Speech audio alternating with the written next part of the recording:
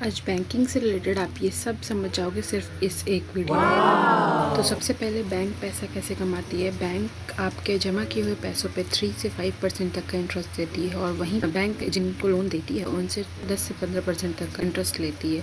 तो यही जो इंटरेस्ट का डिफरेंस है, जिससे ज़्यादातर बैंक्स पैसा कमाती हैं। ठीक है, इंडिया में इन सारे बैंक्स का एक बॉस है जिसे आरबीआई कहते हैं और आरबीआई हमारे इंडिया के सारे बैंक्स के रूल्स रेगुलेशंस को बनाती है, इंटरेस्ट रेट कंट्रोल करती है और इन सभी बैंक्स को मॉनिटर भी करती है। अब इंडिया में मेनली 3 टाइप्स के बैंक्स होते हैं। पहला public sector bank. Public sector bank ये ऐसे बैंक्स होते हैं जिसमें गवर्नमेंट का हिस्सा ज़्यादा होता है, गवर्नमेंट की ओनरशिप ज़्यादा होती है, मीन्स की हिस्सा ज़्यादा होता है, जैसे कि एसबीआई और bank of Baroda.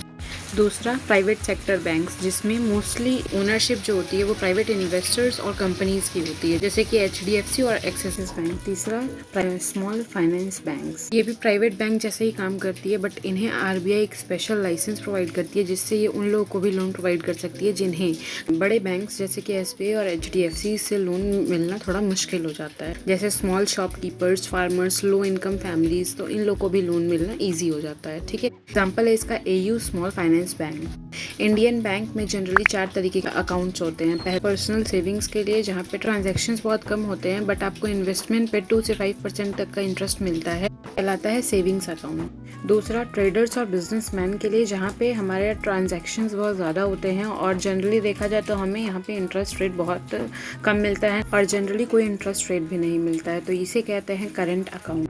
Come risk और ज़्यादा इंटरेस्ट लेने के लिए जो अकाउंट खोला जाता है वो होता है एफडी या आरडी अकाउंट, जहां हमें 6 से 8% तक का इंटरेस्ट मिलता है, यानी कि सेविंग्स अकाउंट से भी ज़्यादा।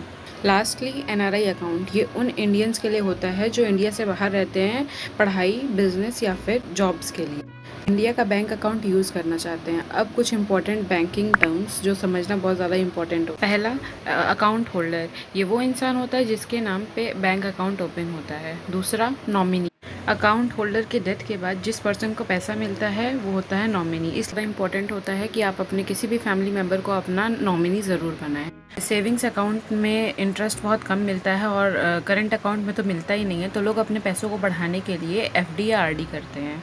एफडी में हम एक इकट्ठा अमाउंट एक फिक्स टाइम पीरियड के लिए बैंक में डिपॉजिट कर देते हैं, ठीक है, जैसे कि 1,00,000 रुपए 1 साल के लिए, और बैंक उस पर हमें एक फिक्स इंटरेस्ट देती है जो कि सेविंग्स अकाउंट से कहीं ज़्यादा होता है। आरडी भी हमारा एफडी की तरह ही होता है, बस इसमें ये डिफरेंस है कि हम इसमें इकट्ठा अमाउंट नहीं, हर महीने एक छोटा अमाउंट हम इसमें डिपॉजिट करते हैं, ठीक है, जैसे हर महीने 10,000 रुपये 10 महीनों तक। ठीक है, अब सबसे इम्पोर्टेंट चीज़, अगर हम किसी को पैसा भेजते हैं तो उसे हम बेनिफिशियरी कहते हैं। और ऑनलाइन यानी कि नेट बैंकिंग से पैसे भेजने के 3 तरीके होते हैं। सबसे कॉमन तरीका नेफ्ट, जिसमें आप कितना भी छोटा या कितना भी बड़ा अमाउंट ट्रांसफ़र कर सकते हैं।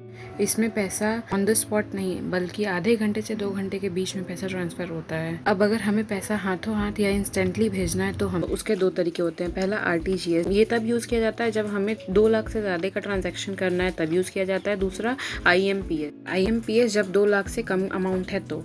ठीक है, अब पैसे ऑफलाइन भेजने के भी 2 तरीके होते हैं, चेक और दूसरा डीडी। चेक आप लोग को पता ही है, और दूसरा डीडी डिमांड ड्राफ्ट, जिसमें पेमेंट की गारंटी बैंक खुद देता है। सिंपल वर्ड्स देखें तो अगर आप किसी को 10,000 का चेक दे रहे हैं तो उस बंदे को वो पैसे तभी मिलेंगे जब आपके अकाउंट में 10,000 रुपीज़ होंगे।